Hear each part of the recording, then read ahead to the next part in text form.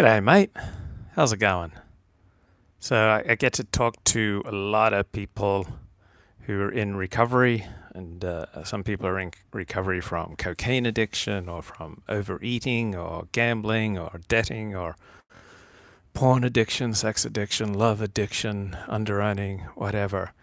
And so, you can be in recovery and you can be not acting out, but still not living life to the full.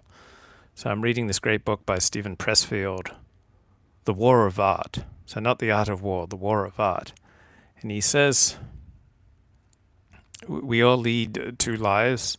There's the life we live externally, and then there is the unlived life within us. And the difference between those two lives is resistance. The distance between those two lives is our recovery level. So I can talk to people who've worked the 12 steps and they're no longer acting out, but they're not alive. They may have very few, if any, friends. They have no passions in their life. They're getting their job done, but they're not alive. They're not filled with passion. You can just hear the flat quality of their life and the flat quality of their voice. The voice says so much. The voice tells you where someone is. And so just listening to a flat voice on a program call. And so I said to one bloke, what's the life that you dream of? What do you wish you were living? And he said, I wish I was a leader. And suddenly his voice came alive. Like suddenly it was rich and full and dynamic, and it just like jumped. His voice like boom.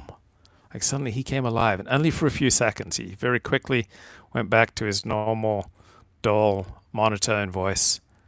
But for a few seconds he came alive. Because if you're passionate about something, if you're excited about something, then you really don't need to worry about anything else with regard to your communication. You don't need to monitor your pauses between phrases. You don't need to worry about the musicality of your voice. You don't need to worry about the rhythm of your voice. You don't need to worry about projection. Everything takes care of itself if you're passionately engaged with what you're talking about. So this guy became passionately alive for just a few seconds, and then it was back to the same old monotone. So I said, well, what's keeping you from living that life? And he started listing off excuses. And then I stopped him and I said, I want you to do this exercise. So we were going to go through his homework. So yeah, working the 12 steps is fantastic. And but he'd worked the 12 steps several times before. And the tools of a program are great. And becoming aware of the symptoms of a particular addiction, that's great.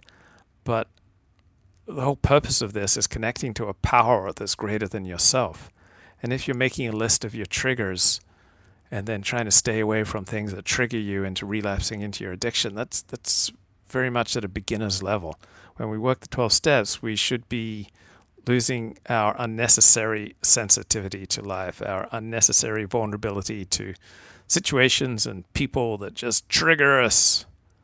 So we all have a love map, for example. And a very common love map, particularly among men, is that they feel defeated, humiliated, and small in real life. So through their love map, they want to feel like a hero. They want to feel like a winner. So that can mean using pornography or just retreating into a masturbatory fantasy, or it can mean enacting certain rituals with your girlfriend or wife, or it can mean getting a lap dance or hiring a prostitute, and then they thread the minefield of their erotic attraction, following their love maps, trying to undo the trauma, frustration, humiliation of the past and turn it into victory by enacting certain rituals. And it's very satisfying, but the whole time you're doing it, you're split, because you got one part of yourself who knows that you're fooling yourself, that you're enacting a fantasy and a ritual, and you're playing make-believe, that you're not really addressing the issue. And however satisfying it may be, even if it ends in a shuddering climax and it's like, yeah, now I'm a winner, well, that just compels you to want to enact the ritual again as soon as you feel one down, as soon as you feel frustrated or humiliated in life. So I've been mainly just live streaming on my other channel for the past 2 months. So this is my first time back on this, my main channel. But I'm mainly live streaming on Luke Ford Live Streams 18 the past couple of months, if you're wondering where I've been. G'day, Scott. Okay, so enacting these kind of rituals, these kind of fantasies, it temporarily soothes the pain, but it doesn't really address the issue. So I said to a sponsee, okay, I want you to write about all the ways that your fears of living a full life, how do they serve you?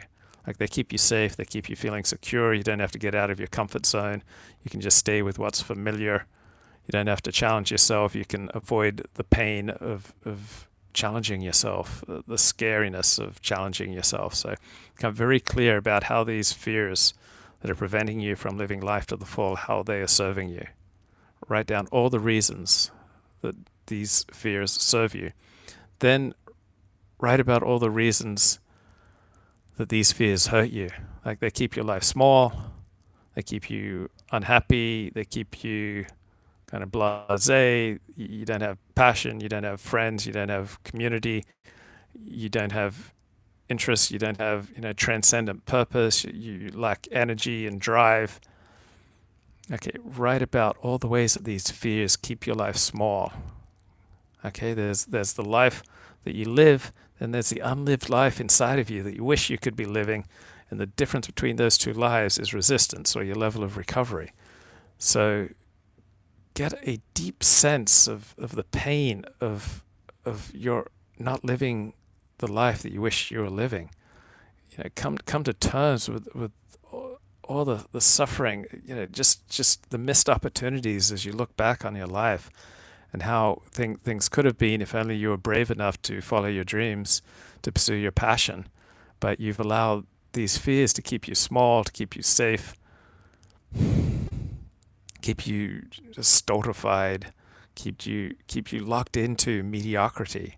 Then come to terms, with the huge amount of what you've missed out on. Like, once you viscerally sense how much you've missed out on, all the ways that your life has failed to take off, and instead you've been left behind while your peers may be moving ahead, living the life of their dreams, and you're just stuck with some kind of humdrum second-rate life. Maybe your life is essentially stuck in Compton, and you want to be living in Beverly Hills.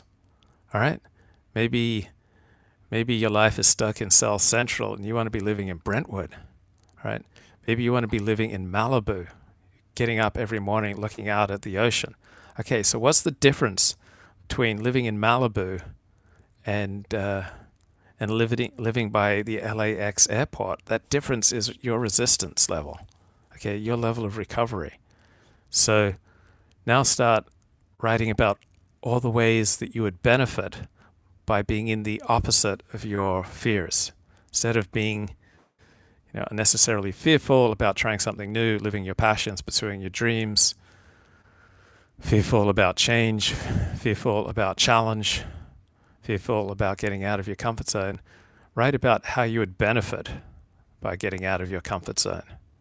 Write about how you'd benefit by being in the opposite of these particular fears.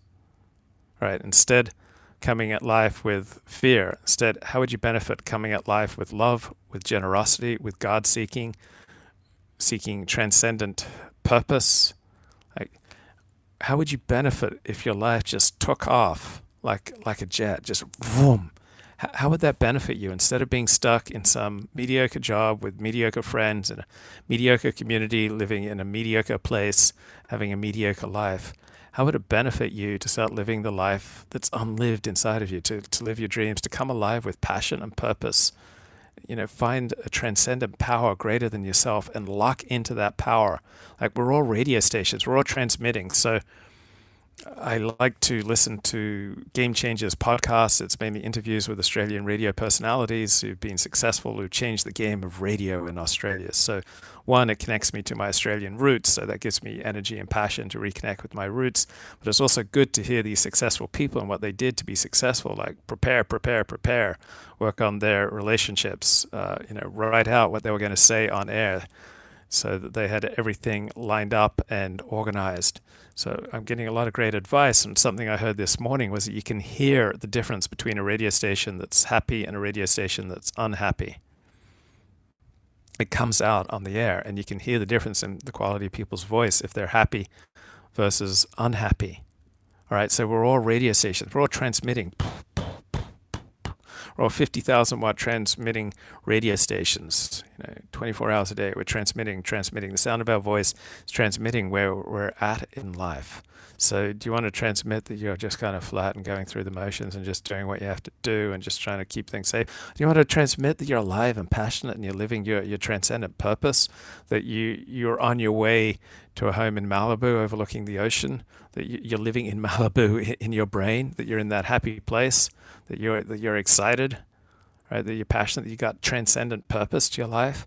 Like, we need to tune into radio station KGOD. We need to turn into radio station WGOD. All right, it's there 24/7 transmitting. We need to connect with that power and then start transmitting that power through our own lives. So then, when you see what your life could be, if you live instead of your character defects, live in the opposite of your character defects. Instead of living a selfish life, living a selfless life. Instead of living a self-serving life, living a generous, other-directed life. Instead of leading a dishonest life, lead an honest life. Instead of leading an inconsiderate life, live a considerate life. Instead of living a fearful life, living a life connected with God and feeling awesome. And a fearless life where you're connected to your higher power, that you see your purpose and mission in life, that you know where you want to go, and you're connected to this power that's greater than yourself. And then you're just transmitting this power everywhere you go, that people can hear it in your voice, they can see it in your eyes, that you're alive, that you're happy, that you're moving forward. So write about your unlived life inside you, that you're not living. Right? Come to terms with that. Come to terms with the difference between the unlived life inside of you, the fantasy life that you have, and the life that you're actually living. So some people, their dream would be to play catch with Tom Brady or shoot hoops with LeBron James. My dream is to talk to fantastic professors like Stephen Turner, who I had on my show yesterday for 2.5 hours. I got to speak to this enormous giant brain. He's pumped out over 30 books and dozens of important papers. And I'm reading a book a day during this pandemic. I'm passionately alive, committed, following my dreams during this pandemic, using this downtime to pursue, my transcendent purpose. So I'm reading these books. I'm emailing with professors. I'm talking to them on the phone. I'm doing shows with them. I'm living the life that I want. And so the difference between the unlived life inside me and the life that I'm living on the outside is steadily diminishing as I connect to this power greater than myself. So notice how your petty fears that have kept you small, how they've served you by allowing you to feel safe and secure. Then come to terms, write about the enormous damage that these fears and character defects have done to your life.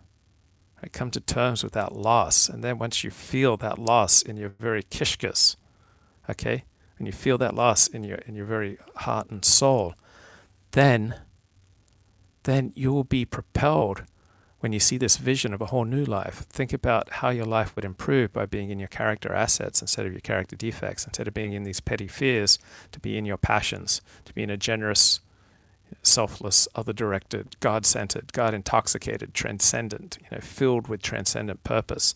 How your life would improve by being in that state. Okay, and then email me. Let's talk about it. All right, let's go from the mediocre life that we have to making real the unlived life inside us. Take care.